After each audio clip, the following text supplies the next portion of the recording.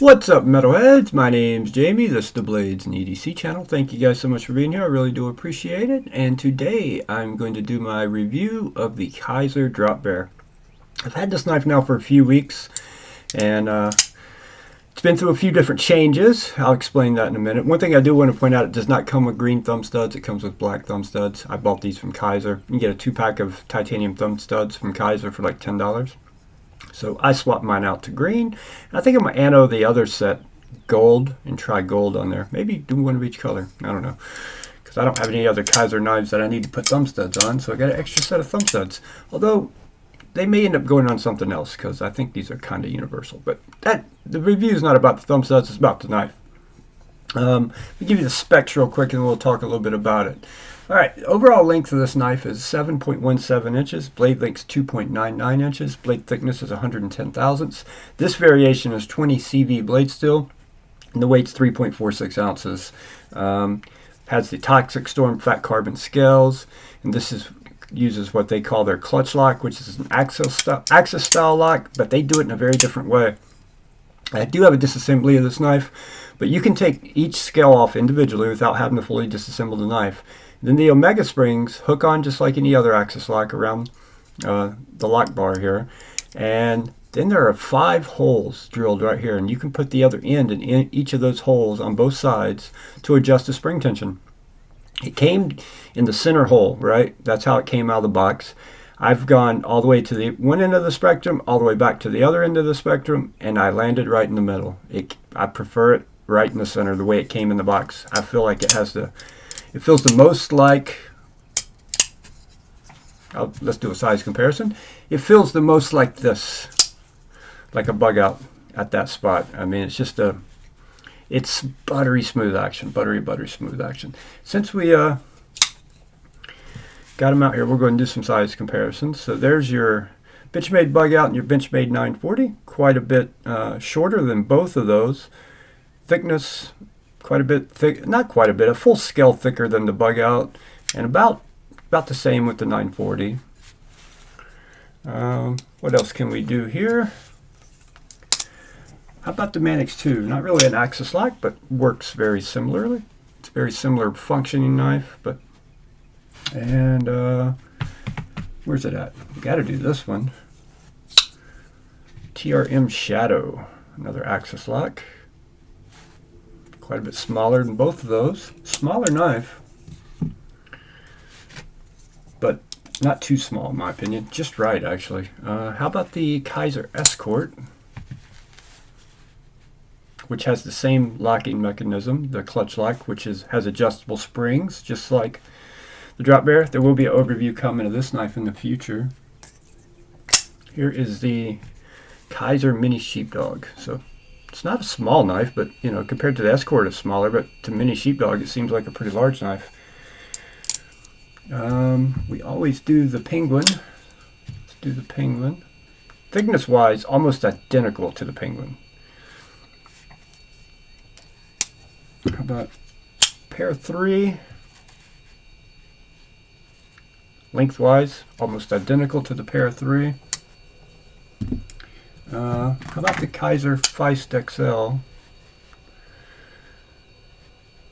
So that should give you a good idea on the size. Thickness wise, it's a little bit thicker in a pair 3, but not by much, just a hair thicker.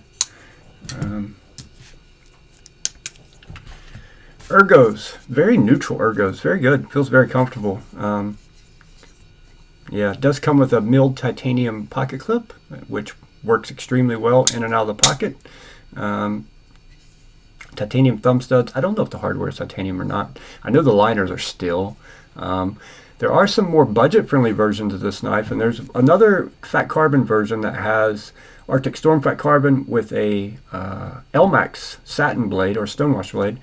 Then there's some that runs the same price as this one. These are $200, but if you pick them up on White Mountain Knives, use my code BEDC10, you can get 10% off, so get it for like $180.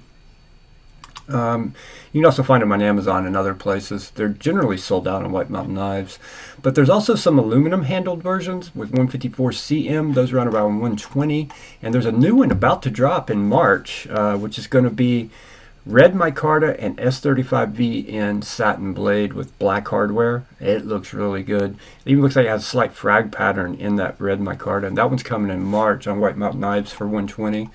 And yeah, so lots of different variations of this knife. This is the premium version with the 20 CV blade steel. I have stropped this knife. That's all I've done to it. Very, very sharp. Very easy to strop. I haven't hard used it though. So, but you know, Kizer does a really good job with their steel, so I'm not at all concerned with how the steel is done or heat treated. I know it's going to be good. Ergonomically, it's great. Action is the star of the show, really is. And honestly, the value in this knife, this one in particular, the premium models in particular, because, you know, to buy a set of fat carbon scales, you know, for say a pair of 3, right? These scales will run you $150 just for the scales. That's it, nothing else. You can get this knife with a discount for $180 with fat carbon scales and 20 CV blades still, you know. Pretty much any decent fat carbon scales you get out there, they're going to run you $150 for the scales. So unless you can find them on the secondary for less. So the value is amazing. The action is amazing. The ergos are very neutral but good.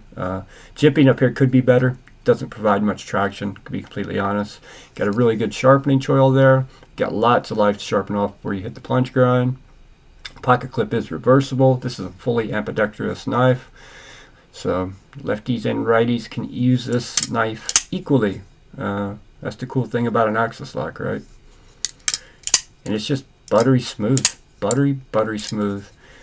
The tabs to pull back on the axis lock are extremely comfortable and very easy to grab. And the springs are just, it feels like a broken in bug out. It really does feel like a broken in bug out. Now when I took it to the weakest hole, it felt a little too light to me. And we took it to the strongest setting. You know, with a lot of cheaper axis lock knives, you get that bounce or it almost feels assisted. You know what I'm talking about? When on the strongest spring setting, that's how it felt, and I didn't like that at all. On the weakest spring setting, it just felt a little too weak. So right in the middle seems to be the sweet spot for me, where it feels the best. And I've changed it a few times, like I said, and I ended up back there. That's where I like it the best. Great knife, really great knife, great value, great action, amazing materials for the money. And in my opinion, it's a good looking knife with that Toxic Storm fat carbon.